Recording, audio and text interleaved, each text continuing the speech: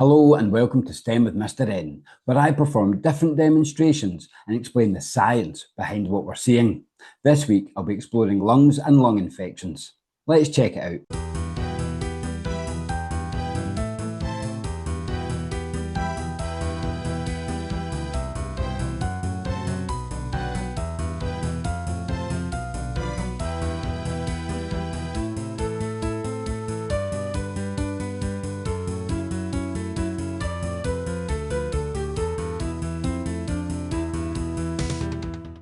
Humans are unconscious breathers. This means we don't need to think about or control our breathing. It happens automatically through our autonomic nervous system. However, we can control our breathing during different activities such as speaking, singing, and during exercise. When you breathe in, air is drawn into your nose or mouth, passes down through your windpipe and into your lungs.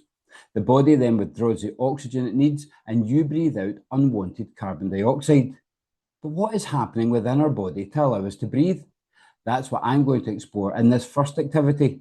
To make a model lung, you will need a transparent plastic bottle, 2 balloons, a sharp knife, scissors, an adult to help with the cutting parts.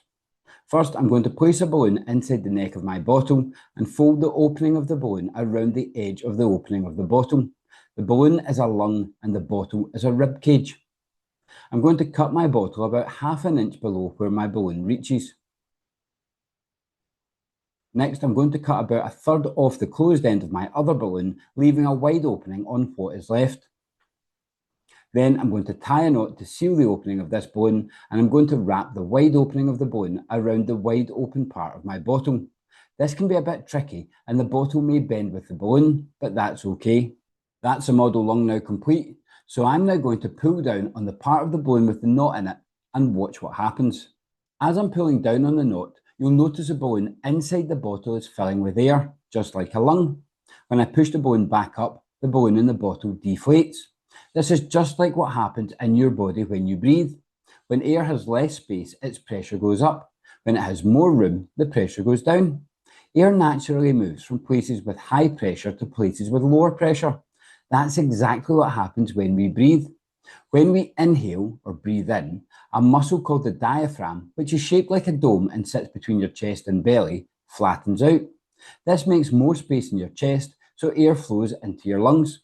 When we exhale, breathe out, the diaphragm goes back to its normal shape and the lungs shrink a little, pushing the air back out. In our model, the balloon being pulled down shows how the diaphragm works. Things like allergies, asthma, viruses like COVID-19, smoking or bacteria can make the airways and lungs swollen. This swelling is called inflammation. It can also cause a buildup of fluid, mucus and other gunk inside the lungs and airways. That's parts of the body that help us breathe. Normally, a small amount of mucus is helpful because it keeps the lungs moist.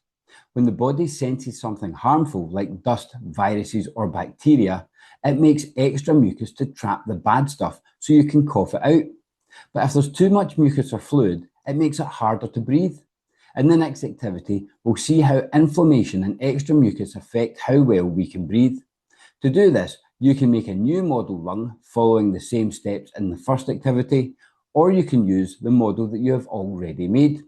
You will also need some jelly and either corn syrup or honey. Using the model I made earlier, I'm going to place ½ teaspoon of jelly at the opening of the bottle. By pulling down on my model's diaphragm, I can mimic taking a deep breath and you'll see the jelly get sucked into the neck of the balloon. This is like mucus getting stuck in the airways. Now when I make the model breathe in and out, I can hear the air struggling to get in past the obstruction. Mucus can trap viruses and bacteria and a cough can clear these out. To mimic a cough, I'm going to make the model breathe in, then quickly force the diaphragm up to mimic a cough. You'll see I was able to cough the jelly back out of the bottle.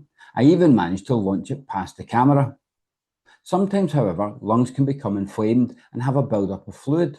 To model this, I'm going to put a teaspoon of honey inside the balloon in the neck of the bottle. By removing the bottom balloon, I can reach in and squeeze my lung to spread the honey around and have part of the balloon sticking together. When I replace the bottom balloon and try to breathe in, it is taking a lot more force to make the lung breathe than it did before due to the inflammation. and there is also a sucking sound as the air tries to clear a path by the fluid into the lung. Mucus and fluid buildup in the lungs can be treated in different ways. For mild cases, people might use home remedies, make healthy lifestyle changes, take medicine, or do chest therapy to help clear the lungs. But if someone has serious symptoms or they last a long time, it's important to see a doctor. People who already have lung problems or a weak immune system are more likely to get really sick if their lungs or airways get infected, so it's very important for them to try and avoid getting sick in the first place. Well, that's all for this week. I hope you enjoyed it. If you did, please hit the like and subscribe buttons to stay up to date on all future content. As always, I would like to take this opportunity to answer any science questions you have about any science topics at all. So feel free to email me at stemwithmrn@outlook.com and I'll get back to you with answers to your questions. You can subscribe to the channel by pushing the button here, and I've added links here to my other STEM demo and explanation videos, here to my STEM career interviews, and here to my new series on science fiction to science fact. This has been STEM with Mr. N, exploring lungs and lung infections.